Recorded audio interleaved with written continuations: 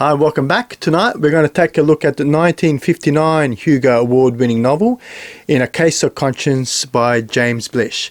So this novel is actually the first in James Blish's Thematic trilogy, After Such Knowledge. The second book being Dr. Mirabilis, which we'll get to at some point in time. And the third was actually two separate books, one called Black Easter and The Day After Judgment.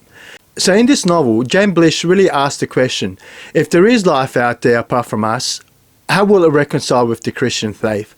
So there's really three ways we can explore that. One, there is sentient life out there, but it doesn't have a soul. Two, there is sentient life out there, it has a soul and has fallen. Or three, there's sentient life out there with a soul that has not fallen. And what we find is that the aliens in this novel don't fit into any one of those three categories, and hence everything that follows. So the book is written in two parts. The first part deals with these four scientists who are on this planet called Lithia. And they've got to make a vote. They've got to vote to determine whether or not the planet should be opened up for colonization. And they go through having a bit of a debate with one of the scientists called Cleaver wanting to keep the planet closed for colonization because he has views that there's enough natural resources on this planet that can be used to make weapons and arsenals, and he feels it should be kept closed so they can exploit it for all it's worth and start building this store of ammunition. The other scientist is this guy called Agronsky, and he's sort of been listening to the arguments, and he's sort of sitting on the fence, but he also tends to side with Cleaver and said, yeah, I think you've made a sound enough argument. I think I'm going to vote for you and keep the planet closed. Now, the other two scientists are this guy called Michaelis, or Mike, and a Jesuit priest from the Catholic faith, and a guy called Ramon Ruiz Sanchez. Now, Michaelis sort of believes that, hey, you know, the priest has been getting on really well with these Lithian creatures, so it looks like it's going to be a tie, and how do we get this tie? Because Michaelis has also been learning the language, the Lithian language, and is actually seeing a whole lot of potential for us to trade and learn from the Lithians. So he's sort of voting, yes, we should open it up for trade. So he looks over to the Jesuit priest, expecting that, yeah, we're going to be at a stalemate here. It's going to be a split vote. We're going to have to escalate this to the powers that be and have them make a decision because we need to be unanimous in this. And he's actually quite shocked because the Jesuit priest has decided to stop and block the actual colonization of this planet. But he goes one step further, and he actually says that the planet should actually go into quarantine. And they're all sort of taken aback by this because they thought that the priest was getting on well with these Lithians, and so they're sort of quite shocked as to, well, why is this? And the Jesuit priest then goes to describe why he thinks that is. And that's what's really interesting about this book, right? Because the Jesuit priest turns around and basically says, hey, you know what? These people have no religion, they have no art, they play no sport, they have no government, they have no politics. Basically, they have nothing that would dictate a moral law or ethics, but yet they are close to the perfect Christian morality that exists, right? So if you were to say, well, what does an ideal moral creature look like? That's what the Lithians did. And he's sort of looking at this and thinks, you know what? These people don't have a soul. They don't believe in God. They can't be fallen because they're completely moral. And he's in a bit of a dilemma. And he's trying to make sense of what is this, because it doesn't go into those three categories that James Blish outlined at the front, which sort of seems to be the major thoughts of most Christian religions, at least. So what we find is that Ruiz Sanchez, the priest, the Jesuit priest, is actually starting to fall down a bit of a slippery slope, and he's actually starting to go into the heretical school of thought in Manichaeism. So he's starting to think, you know, this has got to be a trap. These beings have got no soul, yet they're moral. They don't need to do, you know, good works are a means into themselves. They're moral for the sake of being moral. So it makes all these arguments. He actually has 10 points. And I would like to read them out because I thought they were really good. So basically the 10 points he comes up with is: reason is always a sufficient guide. The self-evident is always the real. Good works are an end in themselves. Faith is irrelevant to the right action. Right action can exist without love. Peace need not pass understanding. Ethics can exist without evil alternatives. Morals can exist without conscience. And goodness can exist without God.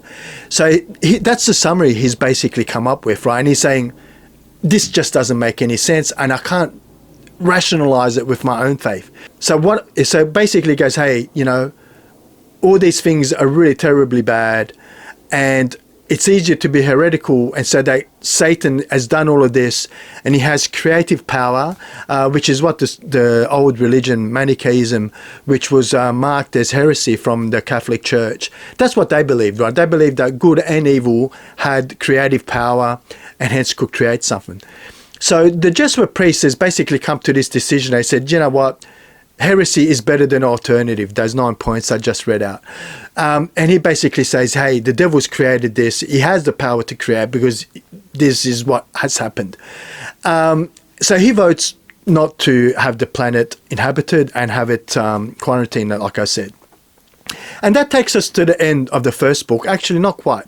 Because one of the alien creatures there, and one of the things that led to this belief, right, is that these Letheans go through a very interesting life cycle where they go from fish to this frog-looking thing to ultimately what looks like a reptilian kangaroo of sorts, right? It's a very interesting life cycle, and basically he's presented with an egg.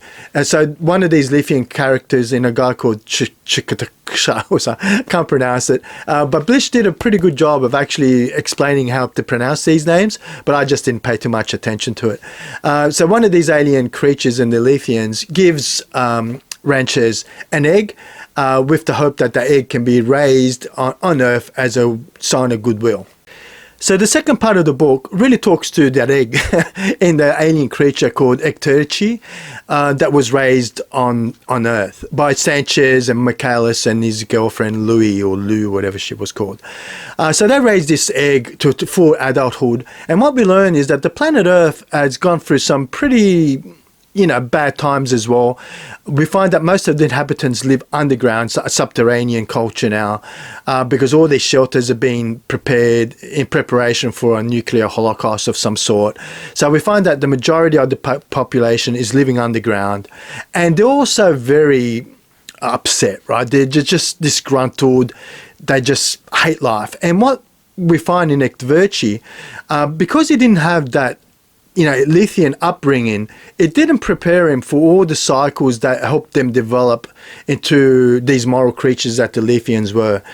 So he's a bit disgruntled as well. He doesn't feel at home on Earth, and he knows that if he went back to Lethia, he would also not feel at home there because he can't speak the language. But he somehow interacts or pulls a cord rather with the young population, and they start rallying around him, and he basically incites a riot, and this is a terrible riot, right? Like a lot of people are getting killed, and it's just chaos. So whilst all these riots are going on, what we learn is also that the Jesuit priest needs to go face the music with the Pope and make right his claims of heresy, right? So he's expecting to be excommunicated and kicked out of the church, and he goes and sees the Pope. But the Pope sort of looks at him, and I'm not going to say exactly what he says because that would be a bit of a spoiler, but the Pope says, hey, you made a pretty critical flaw in your thinking here. Do you realize there are two options that you had when you were on that planet, that if you had taken action would have not resulted in heresy, but you could have actually have solved the problem and this case of conscience that you had, right? So he sort of sets him straight, saying, hey, you could have done A and B and this wouldn't have been a problem. So now you have a choice. You can continue in your heretic ways and you'll be excommunicated, or you can go back to Lethia and do what I suggest. So the priest is sort of thinking about all of this, and in the meantime, the first the first scientist in that Cleaver guy is also gone back to the planet to start his basically building all these bombs and stuff, right? And he's doing some weird oops, I nearly swore. He's doing some weird experiments that are really sensitive that could blow up the whole planet, right? So the priest goes back to Lethia because Tertiary has been exiled. He's actually run away, right? Because he's inside of this riot, everyone's sort of after him, and he's taken refuge, and he's stowed away on this starship, and he's basically on the way back to Lithia. So the priest has taken on all these things. He's learned about Cleaver and what Cleaver wants to do with the planet and some of the experiments that are going there. He's got the words of the Pope spinning around in his head, and the book comes to a dramatic end. And look, what a wonderful novel A Case of Conscience is. I really, really, really thoroughly enjoyed it. So one of the things I like about this book, right, James Blish, in the introduction of this novel, he basically comes out straight away and says, you know, I'm agnostic, right? So take this as it is. But what I really like about the book is that, you know, it doesn't make, it doesn't come to a conclusion, right? So it allows you to make your own view as to what really happened at the end of the book. And he asked that question, right, from a Christian worldview to say, hey, you know, how does this reconcile with your worldview? If we were to find an alien being that doesn't fit these three categories that the church traditionally holds to, what would that look like, right? So, and I think he's done a really wonderful job of asking that question.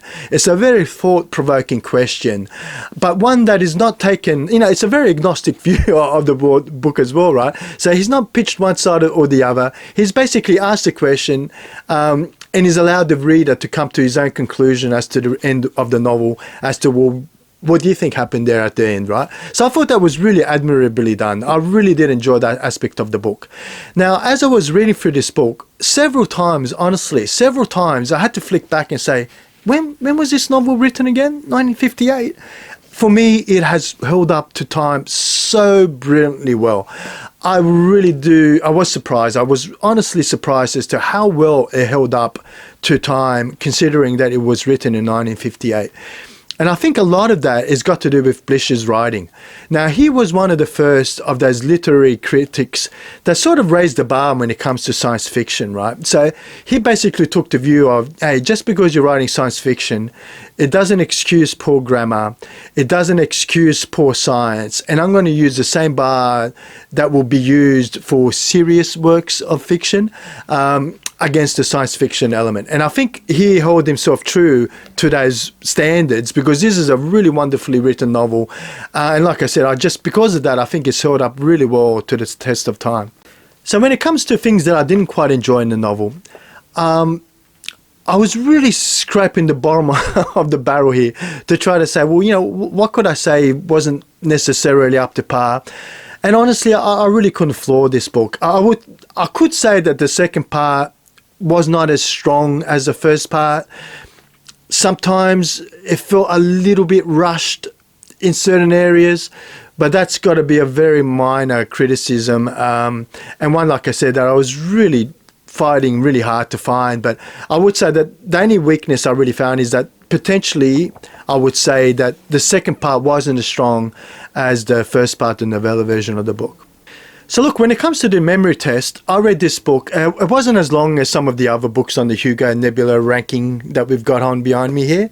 For those of you who don't know, we've been ranking all the Hugo and Nebula award-winning novels as I get to them. So when it comes to the memory test that I've been putting these novels to, I got to say, this one I read maybe 8 years ago or so not quite as long ago as I read some of the others. So it's a bit difficult to rank them like I did with most of the ones on the board to date that have been like 20 years, some of them, since I've read them. But so this one was about 8 years ago, but I haven't forgotten this concept. And I think partly because I have gone through that thought in my head a few times, right? If there was life in a different planet, what would it look like? How would we rationalize Earth's religions in light of that, you know, first contact? What would it mean to religion on Earth? So that's sort of a concept that has come to mind a few times. I just think that way. So maybe perhaps that's why this book has stayed in my memory for as long as it has. But I thought the characters themselves were really strong as well. So I really liked Sanchez. Cleaver, as dogmatic as he was in his worldview, was an interesting character as well. I thought they all had something that they could bring to the table. So then, who would I recommend this book to? First, new science fiction readers, I would say, yeah, look, this is one I would recommend for new science fiction readers. I think it's a great novel. Very few things I could criticize on, like you saw. The other thing I would recommend it to is if you like those religious-based science fiction novels, so if you've really enjoyed something like A Canticle for Leibowitz, I would say have a look at this. It's definitely in the same sort of vein and same kind of themes come up in the novel. So I would definitely recommend, if you like Canticle for Leibowitz, to have a look at A Case for Conscience by James Blish. The other one that comes to mind is The Sparrow by Mary Russell. So if you enjoyed that book, I think you will enjoy something like A Case for Conscience. The other thing that sort of kept popping up in my mind, and for those of you who read Robert Heinlein's Stranger in a Strange Land, that Ekterchi and the What Happens on Earth gave me echoes of A Stranger in a Strange Land, the Martian in the book. And it's not because the stories are tied in any way. I just got reminiscent of that storyline for whatever reason. And I guess if you've read Stranger in a Strange Land and you've read A Case for Conscience, you may just grok what I'm saying here, right? Where they're different books, but for some reason I kept going back to Stranger in a Strange Land. So maybe if you've enjoyed Stranger in a Strange Land, I think there's an element in Case of Conscience that rings to that, so you might enjoy that as well. Hey, shall we go to the Hugo Award-winning ladder that we've got going on and rank this one? Let's do it. So back to the Sci-Fi Shed ladder, where we're ranking our Hugo and Nebula award-winning novels. And this ladder really just represents how much I enjoyed the books. And as we talk through the ranking system, you'll see how and what I use as input into my decision-making process. But the things like, how strong is the theme in the book, like the science fiction elements or the fantasy elements? What kind of question does it ask? Has it resonated with me? How strong are the characters? Has it lasted the test of time, right? Have I forgotten about this book? There's sort of all the criteria that I sort of put to it. Where are we going to rank tonight's Hugo award-winning novel from 1959 is James Blish. I think we should start somewhere in the middle here and decide if we need to move up or down. So maybe let's start with This Immortal by Roger Zelazny. Now, I really enjoyed This Immortal. I really enjoyed the characters in it. I like the mix of mythology and history there with the characters. A great post-apocalyptic book as well. Really enjoyed This Immortal. But I gotta say, A Case of Conscience for me is better than This Immortal. I really did enjoy that. And I also really preferred it over The Left-Handed Darkness, which is saying something, because many times I've really said how much I enjoyed that novel and how well written it is. But I've got to say, the story, the themes in A Case of Conscience, for me, really resonated. I really did enjoy the theme, with the man having to come to terms with his religious beliefs. And I really did enjoy the way Blish wrote it, right? He didn't, he allowed you to make up your own mind. And the character that we have in Sanchez, the Jesuit priest, I really enjoyed the fact that he had to struggle with himself, right? He wasn't this guy who was so dogmatic, so stubborn in his Christian worldview, Catholic worldview, that he would just rule out everything else. You could really sense the struggle that he was going through to sort of rationalize this. And I think it did, James Blish did the character justice. And I think, did justice for a lot of people that feel that way, right? I always feel like you should be challenging your beliefs and you should be coming to terms with your religious beliefs, right? And questioning and asking questions, I think, is a really healthy thing. So I really enjoyed that aspect of the book. So that theme, I think, is stronger than The Left Hand of Darkness. I actually did enjoy it more than The Forever War. But I'm going to hold it there. I don't think I can put it above To Your Scattered Bodies Go. That is truly one of my favourite books as well. But I think we're going to rank A Case of Conscience by James Blish, the 1959 Hugo Award-winning ladder, in the top 5 at the moment. Will it remain there? I guess only time will tell. Another book that will be interesting to rank against that will be A Canticle for Leibowitz, also another one of my favourite novels. It'll be interesting to see how that one racks up. I will get to the sequel here, which is not really a science fiction novel. I haven't read the sequel, but looking through it, it's more like it's looking at this guy, his actual historical figure in some, what was he? I think he was a priest of some sort that was regarded as one of the first scientists. So I'm looking forward to reading that. It's not strictly science fiction from what I've read online, but maybe I'll do a review of it on this channel sometime in the future. But hey, this is where we are tonight. I've been Peter. This has been the Sci-Fi Shed Ladder and the Shed in totality. And I'll see you next time in the shed.